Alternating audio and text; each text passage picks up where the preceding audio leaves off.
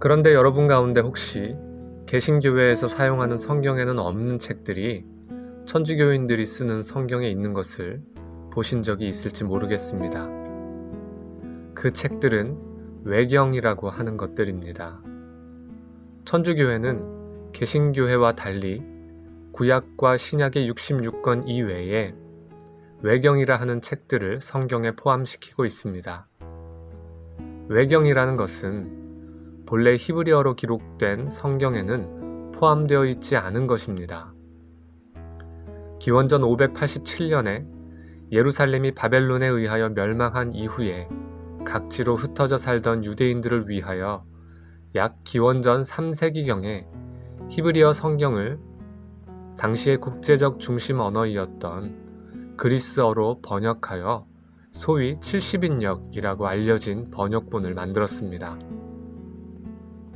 이 번역본에 본래 히브리어 성경에는 없는 몇 권의 책들이 추가로 번역되어 첨가되었는데 이것들과 함께 다른 책들을 천주교회는 자신들의 성경에 포함시켜 사용하고 있습니다.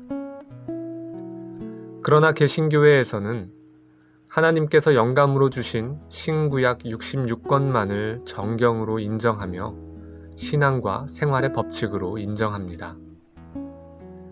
사도들의 때로부터 시작하여 초대교회에서 널리 읽히던 책들 가운데서 어느 것이 교회가 표준으로 따라야 하는 하나님의 말씀인가를 결정하는 일은 매우 중요한 일이었습니다. 먼저 구약의 경우에 있어서는 BC 3세기경의 그리스어 성경인 70인역에 들어있는 정경과 유대인 랍비들이 예루살렘 멸망 이후 AD 90년에 확정한 결과에 따라서 히브리어 39권만 정경으로 인정되었습니다. 신약의 경우에 있어서는 AD 397년 카르타고 공의회에서 신약 27권을 신약의 정경으로 확인하였습니다. 교회가 회의를 통하여 정경을 결정하였다는 사실은 얼핏 생각하면 의아하게 여겨집니다. 사람이 임의로 하나님의 말씀이 어떤 것인지를 결정한 듯이 보이기 때문입니다. 그러나 실은 사람들이 하나님의 말씀을 결정한 것이 아니라 교회를 통하여 사람들이 하나님의 말씀으로 받은 것들을 확증하여 공포한 것입니다. 그러니까 교회가 한 역할이란 이미 사람들이 읽으면서 이 책은 하나님의 말씀이 틀림없구나 라고 성령님에 의하여 감동받은 것을 교회의 회의를 통하여 확인한 것뿐입니다. 다시 말해서 성경의 저자인 성령님께서 자신이 쓴 책을 읽고 그것이 하나님의 말씀인 줄을 깨닫도록 읽은 사람의 마음에 감동을 주어 그들의 공통된 인식을 통하여 그 책이 하나님의 말씀인 줄을 알도록 역사하신 것입니다. 예를 들어 도마복음이란 것이 있습니다. 이것은 콥트어 5세기 사본으로 1945년 이집트에서 발견되었는데 AD 140년경 헬라어로 원본이 기록된 것으로 추정하고 있습니다.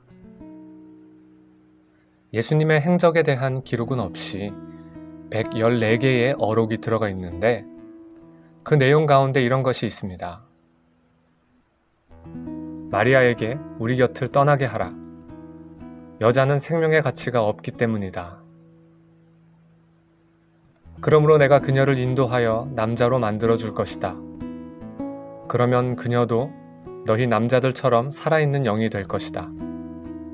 왜냐하면 남자로 되는 모든 여자마다 하나님 나라에 들어갈 수 있기 때문이다. 이러한 도마복음이 과연 정경이 될 수 있었을까요? 당연히 아니었습니다.